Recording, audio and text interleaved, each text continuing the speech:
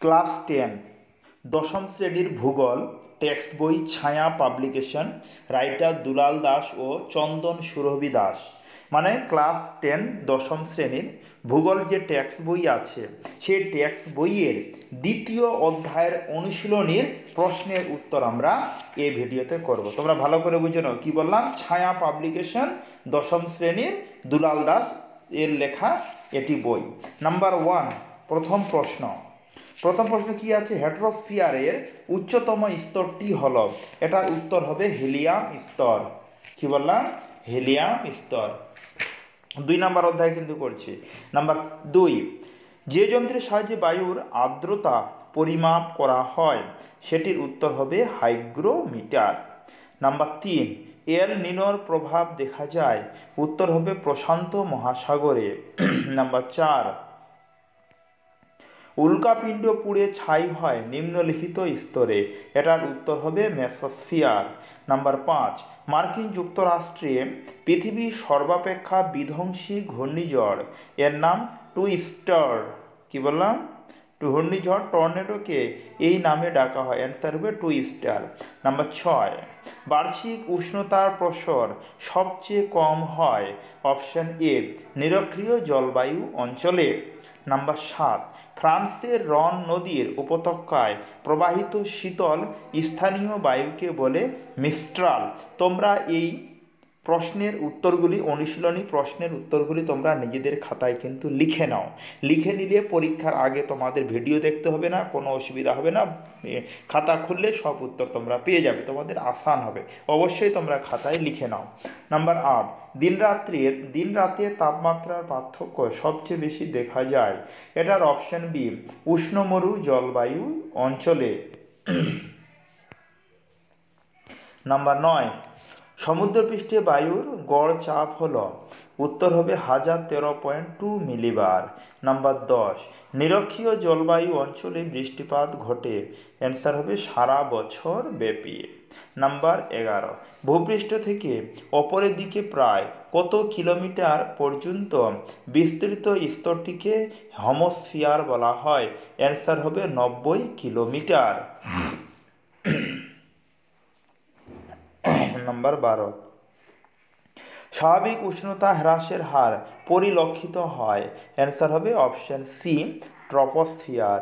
Number 13, অতিবেগুনি রশ্মি শোষিত হয়, এটার উত্তর হবে option C stratosphere. Number 14, ozone গহ্বর সেখানে সৃষ্টি যেখানে স্ট্রাটোস্ফিয়ারে ওজনের ঘনত্ব থাকে 220 ডপসন ইউনিটের কম। নাম্বার 15, যে পরিমাণ সৌরশক্তি বায়ুমণ্ডল ও ভূপৃষ্ঠে সরাসরি মহাশূন্যে ফিরিয়ে দেয় তা হল 30%। নাম্বার 16, সমগ্র সৌরশক্তির মধ্যে কার্যকরী সৌরশক্তি হল 66%। নাম্বার 17, ভূপৃষ্ঠের সমান উচ্চতা বিশিষ্ট স্থানগুলিকে যুক্ত করে যে রেখা তাকে বলা হয় সমোন্নতি রেখা। নাম্বার 18, বার্ষিক উষ্ণতার সর্বনিম্ন প্রসার পরিলক্ষিত হয় যে জলবায়ু অঞ্চলে, এটার উত্তর হবে নিরক্ষীয় জলবায়ু অঞ্চলে। এবার আমরা অতি সংক্ষিপ্ত উত্তর ভিত্তিক প্রশ্নের উত্তর করব। নাম্বার 1, কোনো স্থানের উষ্ণতা বৃষ্টিপাত লেখচিত্রে উষ্ণতার রেখাটি বৎসরের মধ্যভাগে নিম্নমুখী হলে স্থানটি ড্যাশ গোলার্ধে, অ্যান্সার হবে দক্ষিণ গোলার্ধে অবস্থিত।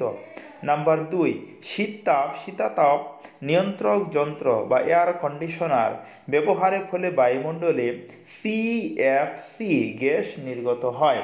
তারপর 3 উত্তর, বায়ুমণ্ডলে উচ্চতা বৃদ্ধির সাথে উষ্ণতা বৃদ্ধি পাওয়াকে তাপমাত্রার বিবর্ধন বলা হয়। কি বললাম? তাপমাত্রার বিবর্ধন বলে। নাম্বার 4, শীতকালে শিল্পাঞ্চলে জলীয় বাষ্প ঘনীভূত হয়ে ধূলিকণার সঙ্গে মিশে তৈরি হয় কুয়াশা, অ্যান্সার কি হবে? কুয়াশা। নাম্বার 5, বায়ুচাপের ঢাল বৃদ্ধি পেলে বায়ুর গতিবেগ ড্যাশ পায়, অ্যান্সার হবে বৃদ্ধি পায়। নাম্বার 6, বায়ুপ্রবাহের গতিবেগ নির্ণয় করা হয় ড্যাশ যন্ত্রের সাহায্যে। এটার উত্তর লিখবে তোমরা অ্যানিমোমিটার যন্ত্রের সাহায্যে। নাম্বার 7, একটি নির্দিষ্ট আয়তনের বায়ুতে জলীয় বাষ্পের মোট পরিমাণকে নির্দিষ্ট আর্দ্রতা বলে। কি বললাম, এটার উত্তর কি হবে? নির্দিষ্ট আর্দ্রতা বলে। নাম্বার 8, 8 নম্বর পত্র, বায়ুর আপেক্ষিক আর্দ্রতা 100% হলে সেই বায়ুকে ড্যাশ বলে। অ্যান্সার হবে সম্পৃক্ত বায়ু বলে। এবার আমরা স্তম্ভের সঙ্গে বাম স্তম্ভের সঙ্গে ডান স্তম্ভ মেলাবো। তাহলে প্রথম যেটা আছে এখানে ট্রপোস্ফিয়ার, এটার উত্তর হবে মেঘ বৃষ্টির সংঘটন। ট্রপোস্ফিয়ার কি বললাম? মেঘ বৃষ্টির সংঘটন।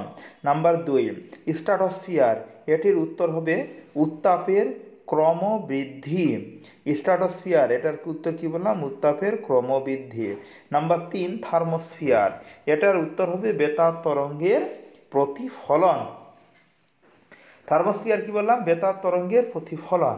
নাম্বার 4, মেসোস্ফিয়ার, এটার উত্তর হবে উল্কার প্রজ্বলন।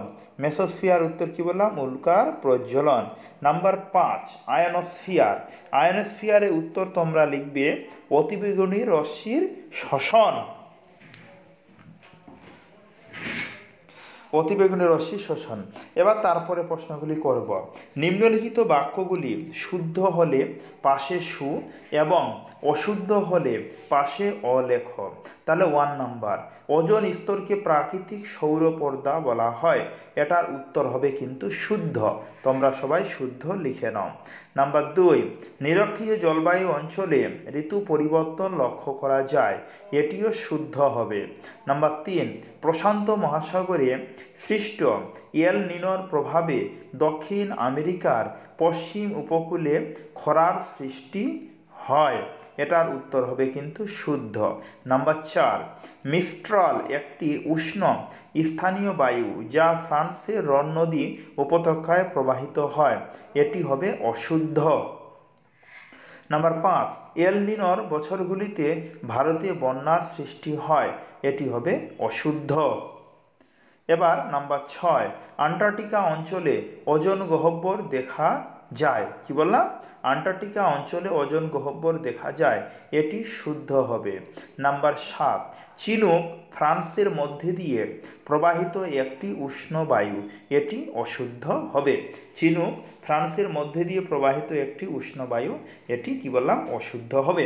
এবার আমরা 2-1টি প্রশ্নে শব্দে উত্তর দাও, যেটা 1 মার্কে অতি সংক্ষিপ্ত বলা হয়। ওই প্রশ্নগুলির উত্তর আমরা এখন করব। তাহলে কি প্রথম লেখা আছে যে কোন গ্যাস সূর্যের অতিবেগুনি রশ্মি শোষণ করে? এটার উত্তর হবে ওজোন গ্যাস বা O3। নাম্বার 2, বায়ুমণ্ডলের সর্বনিম্ন স্তরের নাম কি? এটার উত্তর হবে ট্রপোস্ফিয়ার। নাম্বার 3, তাপ বলয়গুলিকে কয়টি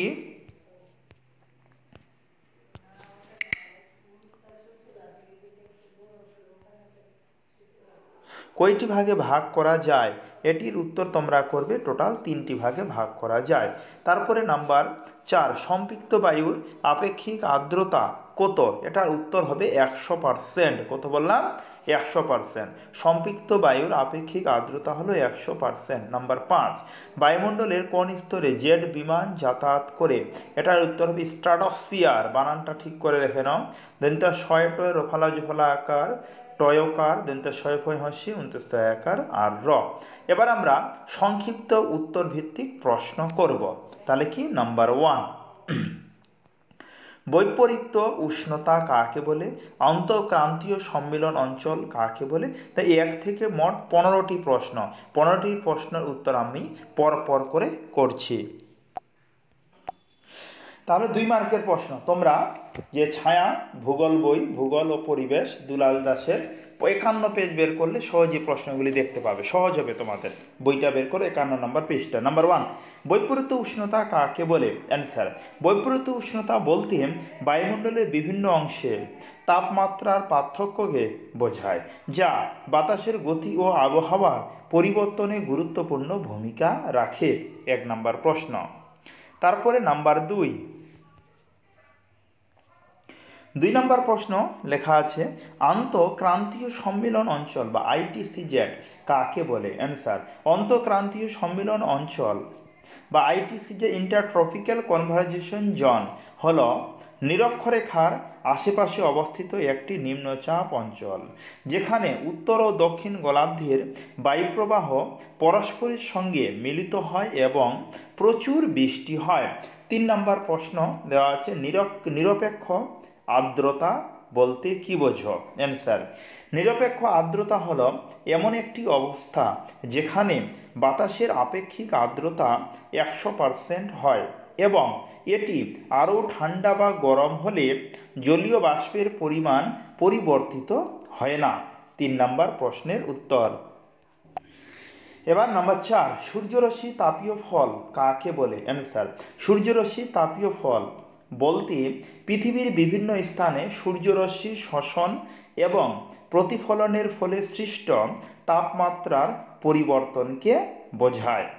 নাম্বার 5 নম্বর প্রশ্ন লেখা আছে যে জেট বায়ুর দুটি বৈশিষ্ট্য লেখো। অ্যান্সার, নাম্বার 1, এটি খুব উচ্চ গতির বায়ুপ্রবাহ যা সাধারণত ট্রপোপজ স্তরের কাছাকাছি প্রবাহিত হয়। 1 নম্বর বৈশিষ্ট্য হলো।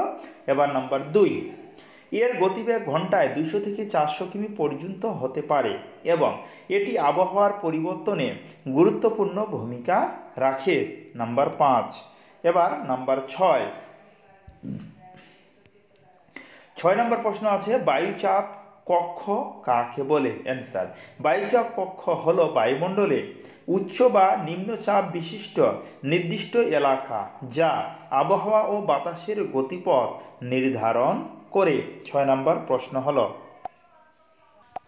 এবার নাম্বার 7, অশ্ব অক্ষাংশ বলতে কি বোঝো? অ্যান্সার, অশ্ব অক্ষাংশ হল 25 ডিগ্রি থেকে 35 ডিগ্রি উত্তর ও দক্ষিণ অক্ষাংশ অঞ্চলের একটি উচ্চচাপ বলয়, যেখানে বাতাসের গতিবেগ কম থাকে এবং আবহাওয়া শুষ্ক হয়।